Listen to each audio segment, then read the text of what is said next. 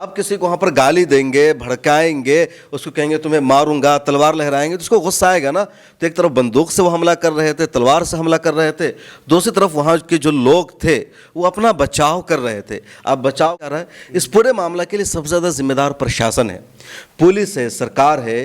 कि जब मालूम है कि मोनू मनेसर के ख़िलाफ़ पूरे इलाके में गम व गुस्सा है, मालूम है कि बिट्टू बजरंगी वीडियो जारी करके गाली दे रहा। आप अंदाज़ा लगाइए, अगर बिट्टू बजरंगी ने जिस तरह की वीडियो जारी की है, इस तरह की वीडियो जारी करने वाला अगर कोई और होता, उसका नाम बजरंगी के बजाय अगर अब्दुल होता, अहमद होता, तो क्या वो कहाँ होता इस वक्त? मिल्लत टाइम्स की ग्राउंड रिपोर्ट्स मौजूद है, उसमें जो मुसलमानों का पूरा एरिया है, वहाँ बहुत सारे हिंदू रह रहे हैं, बहुत सारे जाट हैं, वहाँ मुसलमान उनको सुरक्षा दे रहे हैं। वो कह रहे हैं हमें कोई दिक्कत नहीं है, जो लोग आए थे वो बाहर से दंगा करने आए थे। दोस्तों नमस्कार, मैं हूं आपका दोस्त जाहिद, आप देख रहे हैं डेली। इस वक्त हमारे साथ मौजूद है। ईद की नमाज पढ़ने मुसलमान जाते हैं, कभी किसी के हाथ में कोई चाकू, कोई छुरी तक देखा गया? बकरीद में देखा गया? नहीं। देश के मशहूर सहाफ़ी शम्स तबरेज़ काशमी साहब, इनसे जुड़ेंगे और जानने की कोशिश करेंगे कि जिस तरीके से आपने देखा होगा कि अभी कुछ दिन पहले ही जो है मेवात नूह में जो है फसादात हुए हैं। कई जगह पे जो है दुकानों को भी आग के हवाले किया गया, कई जगह पे जो है गाड़ियाँ जलाई गई, कई जगह पे जो है पत्थर भी चले हैं। अब आपको बता दें कि शम्स तबरेज़ साहब जो हैं मिल्लत टाइम्स से है, इनकी टीम और ये ख़ुद मेरे ख्याल से पहुँचे हैं वहाँ पे जो हालात हैं वो देखने के लिए कि क्या कुछ मेवात में हो रहा है। तो इनसे जानेंगे कि क्या देखा इनकी टीम ने और इन्होंने क्या देखा मेवात में जाकर के, कि आखिर कौन लोग हैं जो इस तरीके से दंगा फसाद कर रहे हैं, पुलिस का क्या रवैया है, पुलिस किस तरीके से वहाँ पे मामला को हैंडल कर रही है। पहला सवाल है कि जो मेवात में हुआ है शम्स भाई, उसको आप किस तरीके से देखते हैं? कौन लोग हैं जो घरों को जला रहे हैं, जो इस तरीके से नारा लगा रहे हैं कि एक समुदाय के ख़िलाफ़ नफ़रत भर के उनके हित में नुकसान हो? ये कौन लोग हैं, कौन इस तरीके से कर रहे हैं? देखिए, कौन लोग हैं इसका एतराफ़ जो बीजेपी हुकूमत में है उसके जो सांसद कर रहे हैं।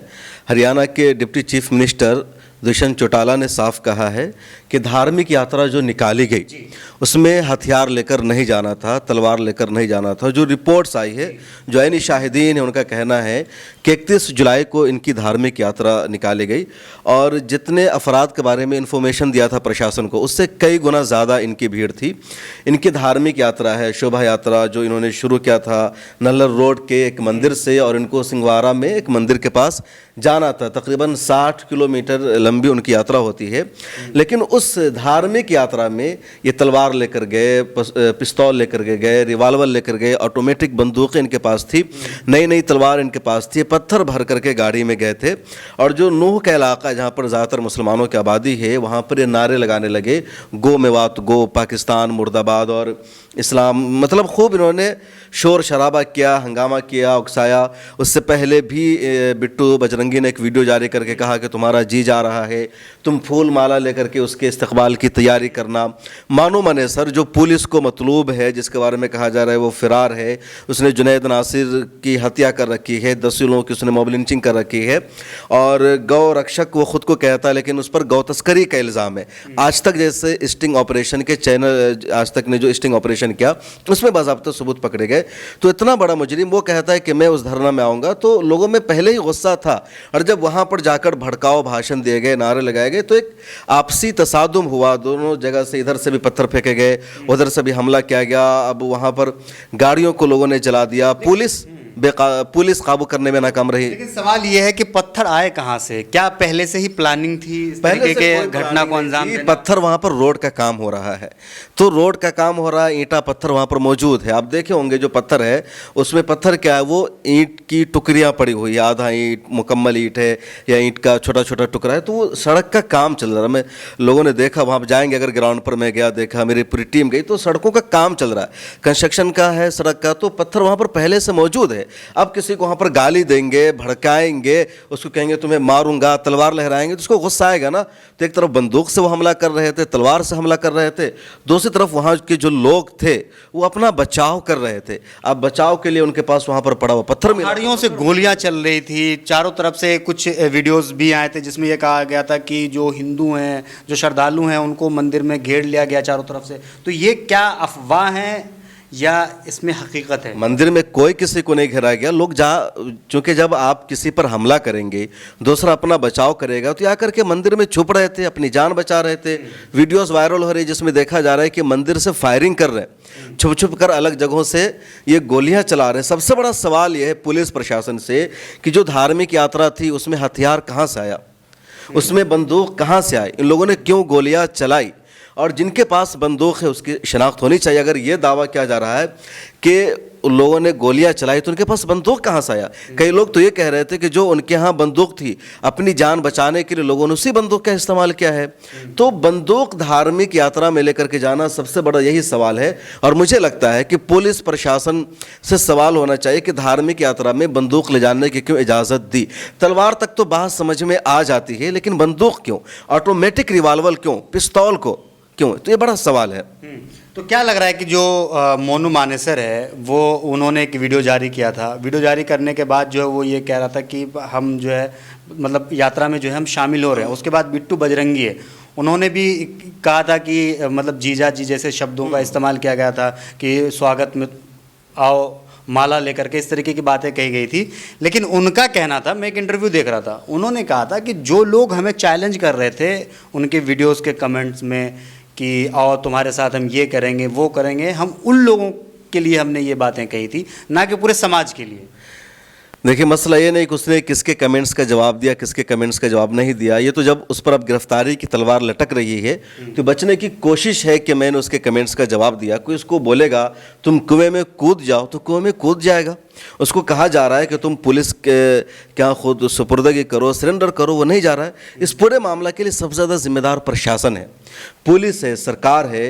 कि जब मालूम है कि मोनू मानेसर के ख़िलाफ़ पूरे इलाके में गम व गुस्सा है, मालूम है कि बिट्टू बजरंगी वीडियो जारी करके गाली दे रहा। अब अंदाज़ा लगाइए, अगर बिट्टू बजरंगी ने जिस तरह की वीडियो जारी की है, इस तरह की वीडियो जारी करने वाला अगर कोई और होता, उसका नाम बजरंगी के बजाय अगर अब्दुल होता, अहमद होता, तो क्या वो कहाँ होता इस वक्त? वो जेल में होता, उस पर यूएपीए लग चुका होता।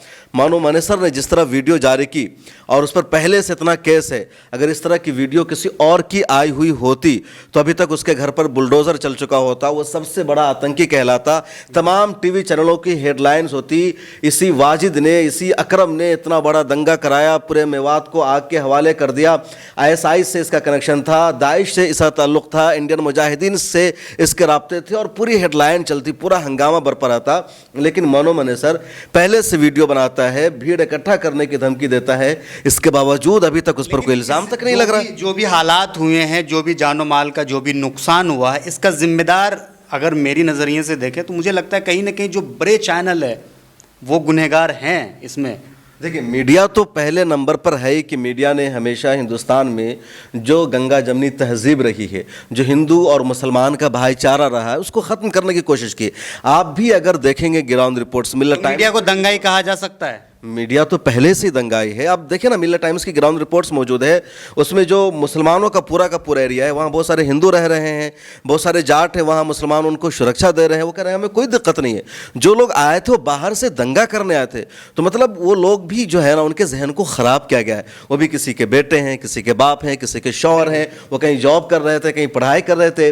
अब उन्होंने जॉब को छोड़ करके, पढ़ाई को छोड़ करके वो दंगा करने लगे हैं। अभी हाल ही में रिपोर्ट आई है कि हाफिज़ साद को जो मस्जिद में शहीद किया गया 200 की भीड़ ने, तो उसमें पुलिस ने जिन 4 कलीदी मुजरिमों को गिरफ्तार किया है, उसमें से एक का छोटा मोटा कारोबार है, बाकी 3 बेरोजगार हैं, यूं ही नल्ले हैं। तो जो लोगों को रोजगार नहीं दिया जा रहा है और मीडिया ने लोगों के जहन में जहर भर दिया है, तो लोग यही सब कर रहे हैं, तो जिम्मेदार तो मीडिया यकीनन है। तो क्या लग रहा है कि अगर कहीं मुस्लिम बहुल क्षेत्र है तो वहाँ पे हिंदू सुरक्षित हैं? बिल्कुल सुरक्षित। आप जिस इलाके में जाइए, इसी बटला हाउस की आप बटला हाउस बहुत मशहूर एरिया है, वहाँ जाएंगे, हाँ, बटला हाउस, जामिया नगर, जाकिर नगर में हर तरफ मुसलमान रहते हैं, लेकिन वहाँ सब्जियों का ठेला लगाने वाला आपको बहुत सारा सूरज मिलेगा, गुप्ता मिलेगा, कुमार मिलेगा, उनको कोई दिक्कत नहीं है, वो सब्जियाँ बेचते हैं। और जहाँ भी जाएंगे, जामे मस्जिद पर एक दिन मैं रमज़ान में गया तो जामे मस्जिद का एरिया स्पेशली मुसलमानों के लिए माना जाता है। रमज़ान का मौका, हर तरफ होटल, दुकान, और वहाँ पर ड्राई फ्रूट्स की एक दुकान है जो एक गैर मुस्लिम की है।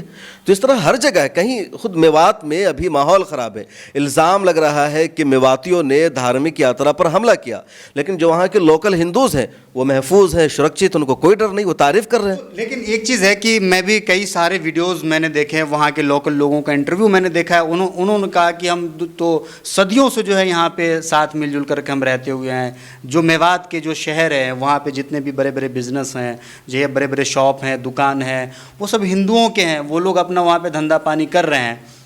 सवाल यह है कि जहाँ पे भी दंगा होता है, अभी कुछ दिन पहले आपने देखा होगा कि बंगाल में दंगा हुआ, उसके बाद फिर क्या नाम है, दिल्ली में दंगा हुआ, मौजपुर में, उसके बाद अभी मेवात में हुआ है। लेकिन वहाँ पे एक शब्द ज़रूर लोग मतलब बताते हैं कि जो दंगाई थे वो बाहर के थे।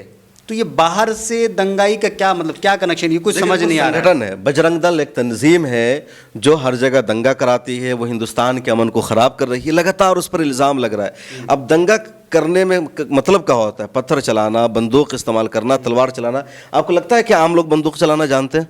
बिल्कुल नहीं। तलवार चलाना जानते हैं? बिल्कुल नहीं। तो जब आपका मकसद होगा दंगा कराना, मारना, हमला करना, तो उसके लिए कुछ ट्रेंड लोग होते हैं, उनको ट्रेनिंग दी जाती है, उनको बुलाया जाता है स्पेशली यात्रा के नाम पर, धार्मिक रैली के नाम पर, शोभा यात्रा के नाम पर, और वो फिर वो हमला करते हैं, माहौल ख़राब करते हैं। बार बार रिपोर्ट आती है कि बजरंग दल के लोग उनको ट्रेनिंग दे रहे हैं हथियार चलाने की। अभी आसाम से एक रिपोर्ट आई कि वहाँ बजरंग दल क्या कैंप लगाया गया कि स्कूल में, और वहाँ बंदूक चलाने की ट्रेनिंग दी जा रही। तो ऐसे ही मौका के लिए लोगों को तैयार करते हैं लोग, और फिर कहीं कोई दंगा कराने का इनका प्लान होता है कि इस एरिया को टारगेट करते हैं, मुसलमान रहते हैं, हमला करना है। अब चूँकि वहाँ के लोकल लोगों को मतलब नहीं होता, वो हमला करना नहीं जानते हैं, उनको कुछ आता जाता नहीं, तो बाहर से लोगों को ले के आते हैं, वो यात्रा करते हैं, जुलूस निकालते हैं और हमला करते हैं। तो इसीलिए बाहर के लोगों को लेकर के ये आते हैं। लेकिन सवाल ये है कि अभी कुछ ख़बरें ये भी आ रही है कि बताया जा रहा है कि जो मेवात नू का जो इलाका, जो वहाँ के मुस्लिम हैं, उन लोगों का जो है, आपकी भी शायद मिल्लत टाइम्स पे भी मैंने ये वीडियो देखी थी कि बताया जा रहा है कि मुसलमानों को जो है चुन चुन करके जो है जेलों में बंद किया जा रहा है, थाना ले जाया जा रहा है। उसको किस तरीके से, क्या वहाँ पर भी पक्षपात हो रहा है? देखिए, तो हमारे देश की ये रवायत रही, अभी नहीं हमेशा, जब भी कोई फसाद होता है, कोई दंगा होता है, तो हमला किया जाता है मुसलमानों पर, जान जाती है मुसलमानों की दुकानें लूटी जाती है, और उसके बाद फिर पुलिस प्रशासन भी एक तरफा गिरफ्तारी करती है। मतलब अगर गिरफ्तारी 90% मुसलमानों की हमेशा की जाती है, 10% कुछ और के लिए दूसरे लोगों को भी किया जाता है। तो हमेशा की रवायत रही है कि हमेशा हर मामले में मुसलमानों को गिरफ्तार किया जाता है। यहाँ भी पुलिस गिरफ्तार भी कर रही है, कुछ को कस्टडी में ले रही है, हिरासत में ले रही है, और यही वजह है कि जो रिपोर्ट आई है कि वहाँ के जो लोग हैं वो अपने घरों को बंद करके, ताला लगा करके जा रहे हैं, क्योंकि उनको डर लग रहा है कि हमें गिरफ्तार करके जेल में बंद कर दिया जाएगा, केस दर्ज किया जाएगा। और केस दर्ज हो जाना हिंदुस्तान में बहुत बड़ा अपने ऊपर एक मुसीबत मोल लेना हो जाता है, क्योंकि अदालतों के चक्कर लगाओ, कोर्ट के चक्कर लगाओ, कचहरियों के चक्कर लगाओ, कौन केस लड़ेगा, और केस लड़ना और इंसाफ हासिल करना बड़ा टफ काम हो जाता है। इसलिए लोगों में डर और खौफ है। चलिए, आखिरी सवाल आपसे लेना चाहेंगे, जो हमारे ऑडियंस है उनको आप ये बताइए कि आपने और क्या चीज़ अपने आँखों से आपने देखा है, कुछ मतलब जो चीज़ आपने देखी होगी वो आप बताइए। देखिए, मैं भी गया था, कल हमारी पूरी टीम गई, मनोवर आलम गए थे, तमन्ने गए थे। इन सब लोगों ने जो देखा और जो बताया वो यही कि धार्मिक यात्रा जो इनकी निकली थी, उस धार्मिक यात्रा का बुनियादी मकसद था इनका माहौल ख़राब करना, हमला करना। यही वजह है कि वो तलवार लेकर के गए थे, बंदूक लेकर गए थे, हथियार लेकर के गए थे। उमूमन धार्मिक यात्रा में कभी कोई हथियार लेकर नहीं जाता। मुसलमान 12 रबीउल के मौका पर जुलूस निकालते, क्या कभी किसी को देखा गया कि कोई वो तलवार लेकर गया हो, बंदूक लेकर गया हो? मुहर्रम के मौका पर जुलूस निकलता है, कभी किसी के हाथ में बंदूक नहीं देखी गई। लोग लाठियां लेकर के जाते हैं, और तलवार लोग लेकर जाते हैं तो उस तलवार में कोई जान नहीं होती, कोई धार नहीं होती, नॉर्मल लोग लेकर के जाते हैं। हाँ, ईद के मौका पर कभी किसी को आपने देखा? ईद, और हालांकि जो मुहर्रम का जुलूस है कोई धार्मिक जुलूस नहीं, बस एक जुलूस है, कल्चरल, उसका कल्चर से ताल्लुक़ है। ईद की नमाज़ पढ़ने मुसलमान जाते हैं, कभी किसी के हाथ में कोई चाकू, कोई छुरी तक देखा गया? बकरीद में देखा गया? नहीं। तो धार्मिक यात्रा में तो हथियार होना ही नहीं चाहिए, लेकिन ये धार्मिक यात्रा में हथियार लेकर के जाते हैं। तो मकसद था इनका वहाँ हमला करना। अब उन पर हमला हुआ, उन लोगों ने अपना दिफा किया, दोनों तरफ से वायलेंस हुआ, नहीं होना चाहिए था। जिम्मेदारी पुलिस की थी हालात को काबू में करना, जिसने भी वायलेंस किया। इससे पहले कांवड़ यात्रा भी वहाँ से निकला, तो ऐसी कोई खबर तो नहीं आई मेवात से कि कांवड़ियों पे जो है नहीं, कभी नहीं क्या। अरे हरियाणा के डिप्टी चीफ मिनिस्टर है दुष्यंत चौटाला, उन्होंने खुद प्रेस कॉन्फ्रेंस में कहा, एनआई से बात करते हुए कहा, मेवात की तारीख रही है हिंदू मुस्लिम भाईचारा की, मेवात की तारीख रही है गंगा जमनी तहजीब को फ़रोग देने की, मेवात की ये तारीख रही है। ये दुष्यंत चौटाला कह रहे हैं कि आज़ादी से पहले इन्होंने मुग़लों के ख़िलाफ़ जंग की और जो हिंदुस्तान के राजा थे उसका इन्होंने साथ दिया। आज़ादी के बाद जब वायलेंस हुआ तो मेवात के लोगों ने उस वायलेंस के ख़िलाफ़ जंग की, मेवात के लोगों ने महात्मा गांधी का साथ दिया। ये पाकिस्तान नहीं गए और कभी वहाँ हिंदू मुसलमान नहीं हुआ, ये दुष्यंत चौटाला कह रहे हैं। तो मतलब मेवात के लोगों ने हमेशा हिंदू मुस्लिम भाईचारे का पैगाम दिया है, आज भी वहाँ हो रहा है, वहाँ हिंदू रह रहे हैं। ये बाहर के लोग गए थे, जो ऑर्गेनाइजेशन है जिसका काम है दंगा कराना। यही वजह है कि कांग्रेस ने कर्नाटका में बाज़ाब्ता ऐलान किया कि हमारी सरकार बनेगी तो हम बजरंग दल को बैन करेंगे, और उनके क्या बोलते उनके एजेंडा में इस बात के शामिल होने की वजह से कर्नाटक में कांग्रेस को शानदार जीत मिली। तो इसका मतलब यह है कि बजरंग दल से देश का हिंदू मुसलमान सभी शहरी सभी नागरिक परेशान है, क्योंकि बजरंग दल ने यहाँ के अमनो सलामती को बर्बाद कर रखा है। तो हमारे साथ जुड़े होते बातचीत करने के लिए शम्स तबरेज़ कासमी साहब, इनकी बात आपने सुनी है। वैसे जो जो मेवाती लोग हैं, उनके बारे में कहा जाता है कि इतिहास है कि एक वक्त ऐसा था कि उन्होंने मुग़लों के ख़िलाफ़ भी लड़ाई लड़ी थी, वो भी बाबर के ख़िलाफ़, है ना। ऐसी कोई कहानी आपने भी सुनी होगी। तो फिलहाल वीडियो में इतना ही। जो भी है आप इस वीडियो के कमेंट सेक्शन में आप भी अपनी राय ज़रूर रखिए। वीडियो अगर आपको अच्छा लगा हो तो इसे लाइक और शेयर जो है ज़रूर कर दीजिएगा। जय हिंद, जय भारत। अपना ख्याल रखिए, हंसते रहिए, मुस्कुराते रहिए। धन्यवाद।